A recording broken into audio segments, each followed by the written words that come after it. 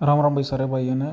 तो 18 जनवरी T exam था, उसके मैथ के क्वेश्चन देखिए। फर्स्ट क्वेश्चन था 0.5 को भिन्न में बदलो, यानी कि 10 में उठा के हमने नीचे 10 किया।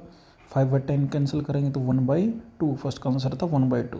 सेकंड क्वेश्चन था 80 को का 5 गुना बताइए, तो 80 गुना 5 कितना आंसर आएगा 400।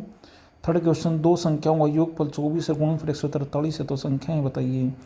योगफल 11 और 13 क्या होगा 24, और गुणनफल 11 और 13 की मल्टीप्लाई करते हैं 143, इसलिए आंसर आ गया इसका 11 और 13।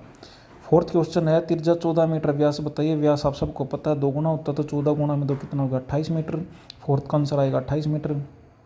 पांचवा क्वेश्चन था अमित एक काम को 10 दिन में करता है, रमेश 15 दिन में करता है, दोनों मिलकर कार्य कितने दिन में करेंगे। 10 और 15 एलसीएम लेंगे कितना आएगा 30 आएगा। उसके बाद 30 को 10 से डिवाइड कर दिया 3, और 30 को 15 से डिवाइड कर दिया क्या आएगा 2, यानी कि दोनों का एक दिन का काम आएगा 5 यूनिट। अब 30 को 5 से भाग करेंगे तो 6, यानी कि ये दोनों इस काम को करेंगे 6 दिन में। 6 क्वेश्चन है, ये हमने इंपोर्टेंट में लिखवाया था बेटा, सबसे पहला question time and work chapter में इसको ही करवाया था। 6 क्वेश्चन था 0.0007 इंटू 0.008। जब भी हम गुणा करते हैं दशमलव के अंक जुड़ते हैं, तो 8 गुणा 7 क्या आएगा 56। दशमलव के बाद यहाँ पे बेटा 1 2 3 4 अंक है, और यहाँ पे 1 2 3 अंक है, तो 4 और 3 हो गया 7, यानी कि दशमलव के बाद 7 अंक आने चाहिए। तो 56 के आगे 50 आएंगी, तो आंसर 0.000056 आएगा। ठीक है, गुणा करते समय 10 अंक जुड़ते हैं। नेक्स्ट क्वेश्चन 7th, ये स्टेटमेंट यहाँ पे गलत लिखी गई थी, इसकी ये स्टेटमेंट थी 5/4 प्लस 5/4 इंटू 5/4 माइनस 5/4 प्लस 7/16। तो बेटा पहले सबसे पहले मल्टीप्लाई को सोल्व करेंगे, इसमें 5 इंटू 5 क्या आएगा 25, और नीचे क्या है 4 इंटू 4 16।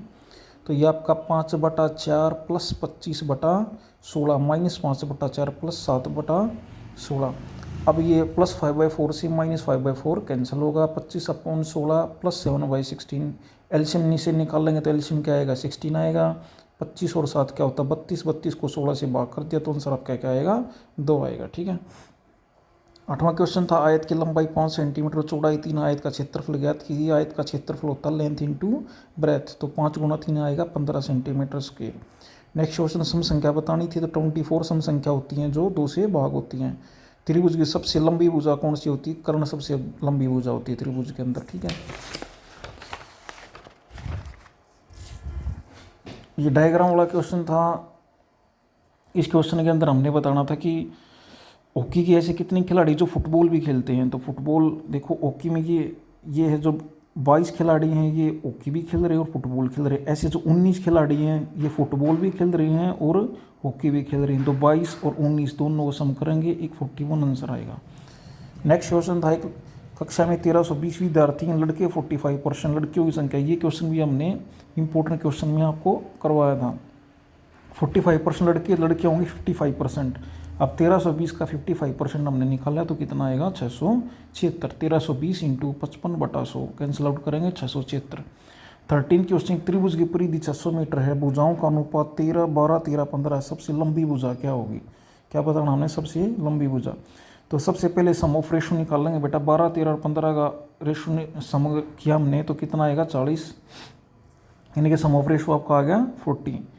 अब 600 को 40 से भाग कर दिए, यानी कि क्या आ गया भाई अपना 15, तो एक हिस्सा यानी कि 15। ठीक है, सबसे बड़ी भुजा का जो रेशो वो 15 है, तो 15 इंटू 15 आप करोगे 225।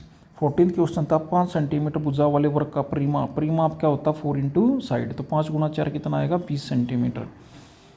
15 क्वेश्चन वस्तु अंकित मूल्य 10 रुपये है, 10% छूट है, तो विक्रय मूल्य ज्ञात कीजिए। अब जो डिस्काउंट मिलता है वो आपको अंकित मूल्य पर मिलता है, तो अंकित मूल्य 10 रुपये था, 10 का डिस्काउंट हमको मिला है, तो 100 माइनस 10 क्या होगा 90/100। 0 से 0 कैंसिल, इस 0 से 0 कैंसिल, तो क्या आएगा 9 रुपये। ठीक है बेटा, ये आपका मैथ का सॉल्यूशन था। मैं इसमें जीके और साइंस का सॉल्यूशन भी डाल दूंगा। सारे भाई चैनल प्लीज़ सब्सक्राइब करिए भाई। ओके, जय हिंद जय भारत।